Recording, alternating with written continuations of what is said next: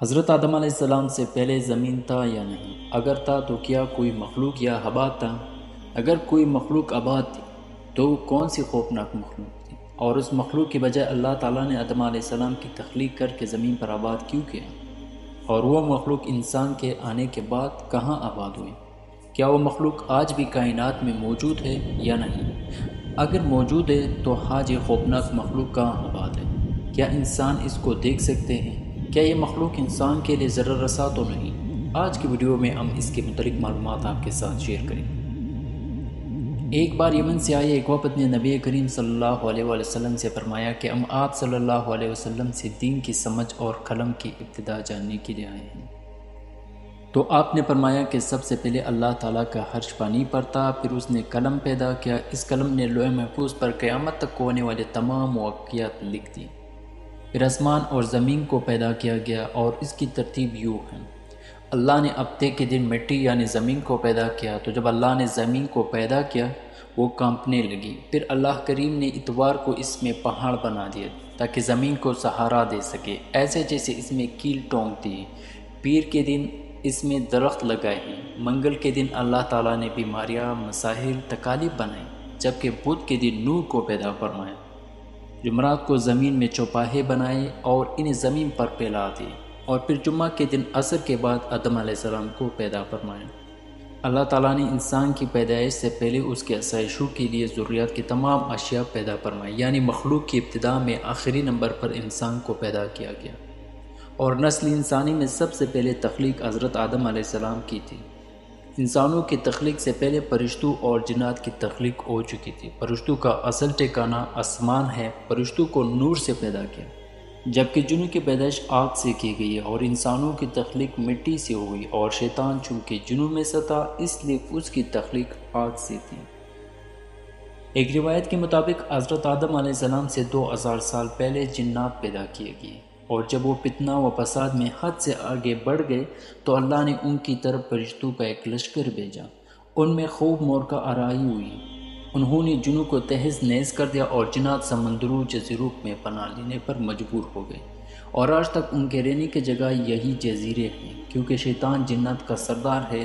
شیطان کا ایک تخت ہے اور وہ تخت پانی پر ہے۔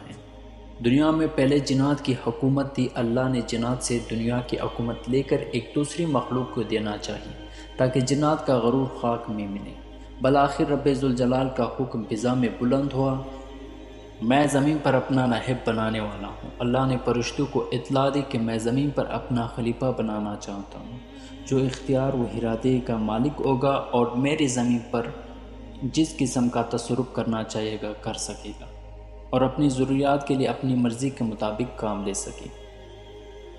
فرشتوں نے جب یہ سنا تو حیرت میں رہ گئے اور اللہ کے حضور بطور سوال عرض کیا، اے خدا بے نیاز، کیا آپ ایسے کو پیدا کرنا چاہتے ہیں جو زمین کو فساد اور خونریزی سے بھر دے گا؟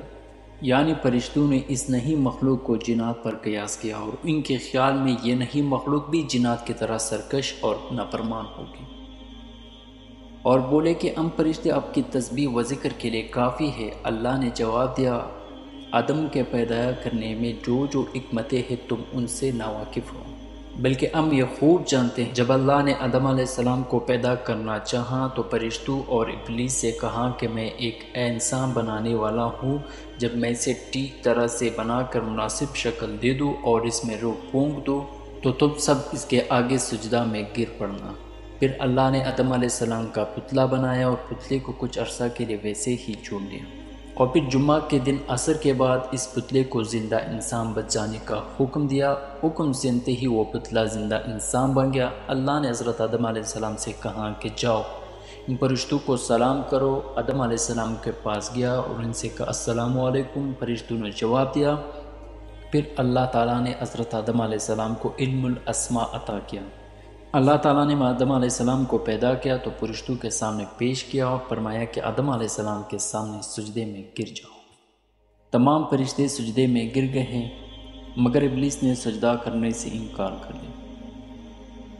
ابلیس نے اس حکم الہی کو تسلیم نہیں کیا اور غرور میں اور کافروں میں شامل ہو گیا۔ پھر اللہ نے آدم علیہ السلام سے کہا کہ تم اور تمہاری بیوی دونوں جنت میں آباد ہو جاؤ، اور جہاں سے چاہو اس کے پھل جی بھر کے کھاؤ، اس طرح سے آدم علیہ السلام کی تخلیق ہوئی اور کائنات میں انسانوں کی آمد ہوئی۔ آدم علیہ السلام کو پھر جنت سے کب اور کیوں نکالا، اس کے متعلق اگلی ویڈیو میں آپ کے ساتھ معلومات شیئر کیا جائے۔ اگر آپ نے ہمارے چینل کو ابھی تک سبسکرائب نہیں کیا ہے تو چینل کو سبسکرائب کریں، ویڈیو اگر پسند ہے تو لائک اور شیئر ضرور کیجیے۔